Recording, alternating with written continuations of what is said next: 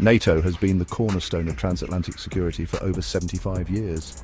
But recent stresses, from political divisions to skyrocketing threats, raise a chilling question. Could this alliance actually collapse? Let's break it down. Membership, 32 members strong, most recently Finland on April 4th, 2023, and Sweden on March 7th, 2024, joined the fold. Spending, in 2024, NATO members collectively spent $2.72 trillion on defense, a 9.4% jump from 2023, the steepest surge since the Cold War.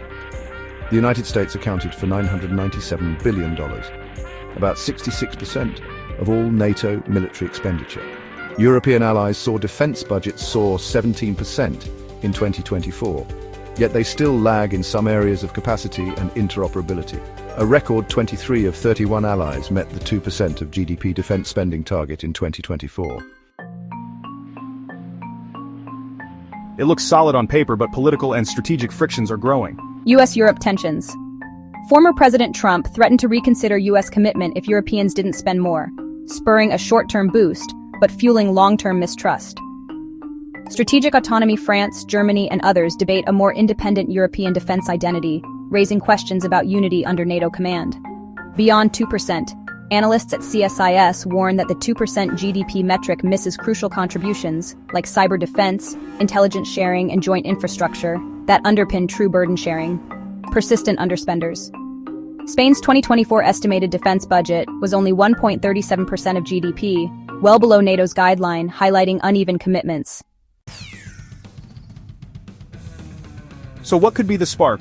US pivot. A post-2028 US administration pivots fully to the Indo-Pacific, de-emphasizing Article 5 obligations. European austerity, an energy-driven economic crisis forces budget cuts. Some southern members dip further below 2%, igniting political fallout. Ukraine divide. Sharp splits over how to handle Russia's war in Ukraine fracture consensus at the North Atlantic Council. Joint exercises in the Baltics get cancelled amid disputes. NATO's two strategic commands, SHAPE in Belgium and ACT in the United States, struggle to fill key billets as members withhold ratification. Sweden, feeling abandoned on its northern flank, publicly debates withdrawing from the alliance. The consequences would ripple far beyond Europe.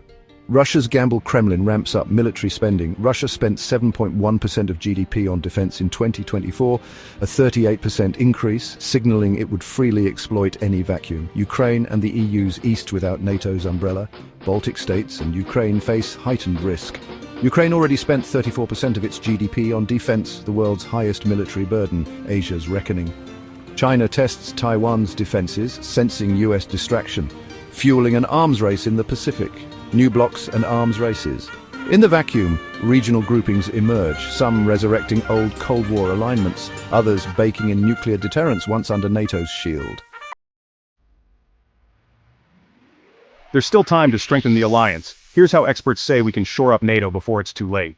Institutional reform. Expand EU-NATO cooperation via initiatives like PESCO and the NATO Readiness Initiative. Modernize commitments, move beyond the 2% rule, adopt dynamic metrics for capability, readiness, and shared cyber defense. Boost common funding, as NATO's 2024 Secretary-General report urges.